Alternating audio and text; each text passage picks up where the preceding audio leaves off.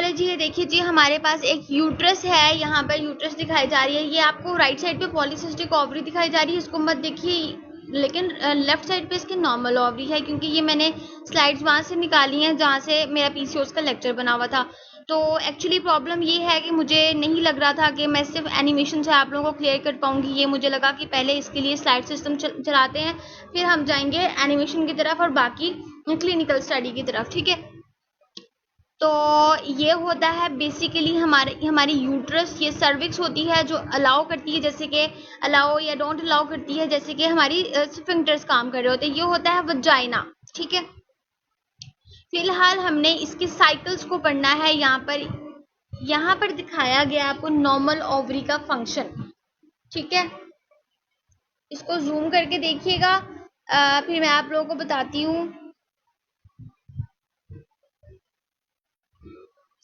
जी, यहाँ पर 4 साइकिल होते हैं हमारी फीमेल के, जो मंथ होता है उसके 4 साइकिल होते हैं। पहला होता है मेंस्ट्रुअल फेज, वो 3 दिन से लेके 8 दिन तक जाता है, 5 दिन का होता है, किसी का 7 दिन का होता है। तो इतने दिनों का आपका मेंस्ट्रुअल फेज होता है। उसके बाद अगला फेज होता है फॉलिकुलर फेज। ये जो यहाँ पर आपको ये जो प्राइमोर्डियल फॉलिकल दिखाया जा रहा है, यहाँ से लेकर मैच्योर फॉलिकल तक, मैं आपको यहाँ से आपकी फंक्शनिंग समझाती हूँ, ठीक है। यहाँ से मैच्योर फॉलिकल तक क्या है, फॉलिकुलर फेज, ये दूसरा फेज होता है। जबकि ये सिर्फ एक अकेला जहां पर एग आपको रिलीज होता नजर आ रहा है, ये क्या है, ओव्यूलेशन पीरियड, ये वाला, ठीक है, ये वाला सिर्फ।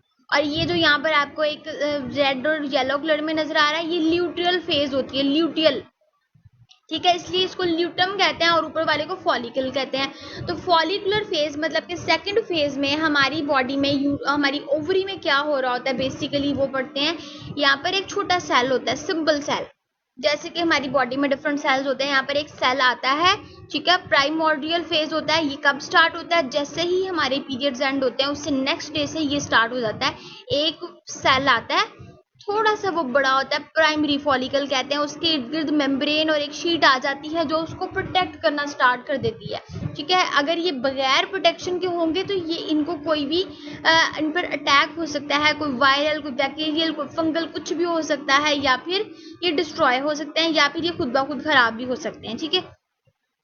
तो ये वाला, ये यहाँ पे थोड़ा सा बड़ा होता है, उसके कुछ दिनों बाद ये यहाँ पर इतना बड़ा हो जाता है। इसके अंदर ये जो आपको हाफ मून दिख रहा है स्काई कलर में, मून टाइप दिख रहा है आपको, ये वाला, ठीक है। ये पता क्या है, ये अंदर फ्लूइड है।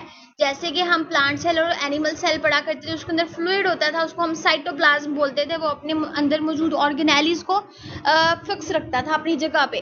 तो यहाँ पर ये भी हमारे सेल को प्रोटेक्ट रख रहा है और फिक्स कर रहा है अपनी जगह पे।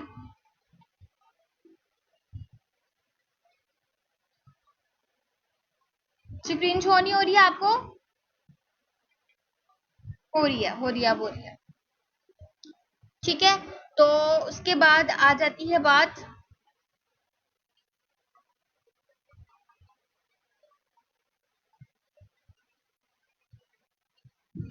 ठीक है। उसके बाद आ जाता है, यहाँ पर देखें, ये थोड़ा सा फ्लूइड एंटर हुआ है, फिर उसके बाद पूरा फ्लूइड आ गया है, ये पूरा मेच्योर फॉलिकल हो गया है। इसके अंदर ये स्काई कलर का फ्लूइड होता है, लिक्विड मटेरियल होता है जिसको प्रोटेक्ट करता है।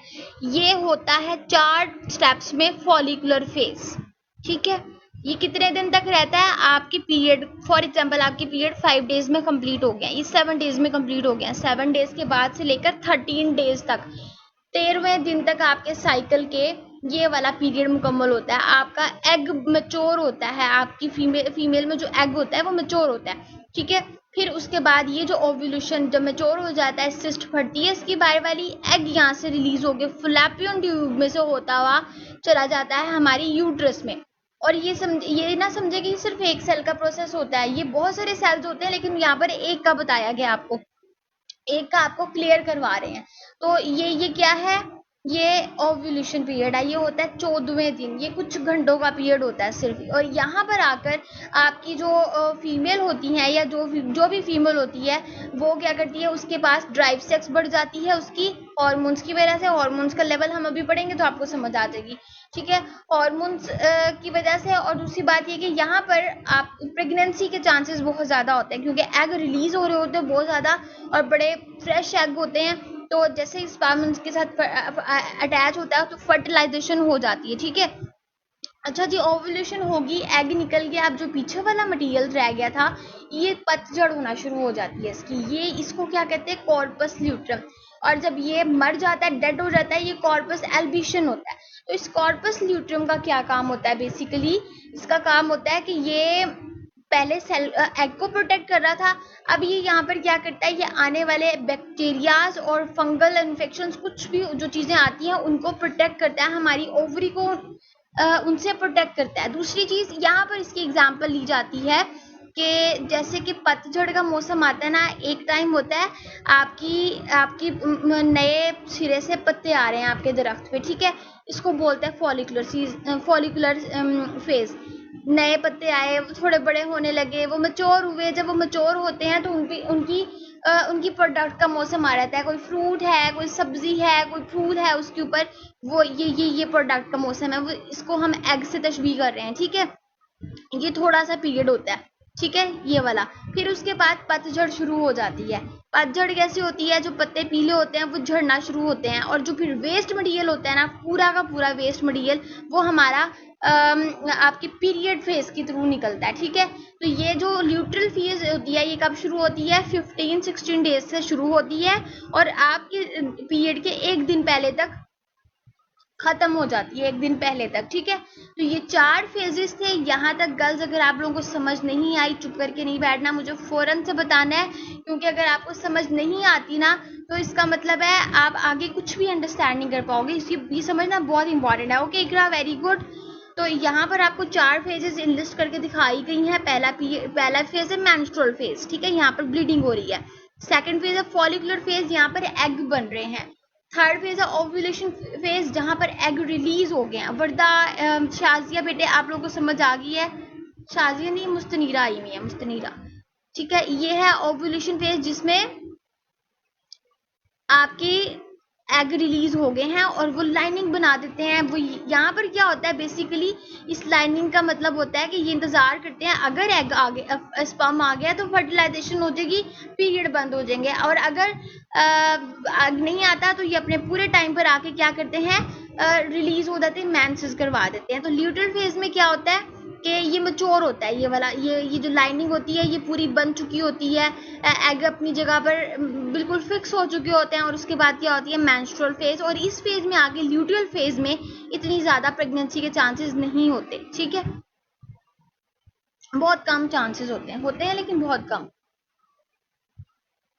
ठीक है। ये 4 फेजेस थे जो मैंने आप लोगों को समझाने थे, होप सो आप लोगों को समझ आ गई होगी। अब चलते हैं हार्मोन सिस्टम की तरफ। हमारी जो इस प्रोसेस में, इस फीमेल साइकिल में जो हार्मोन्स रोल प्ले कर रहे होते हैं वो होते हैं 4। सबसे पहले एस्ट्रोजन, यहाँ पर जो एस्ट्रोडायोल कह रहे हैं ये एस्ट्रोजन को कह रहे हैं, ठीक है। प्रोजेस्टेरोन दूसरा।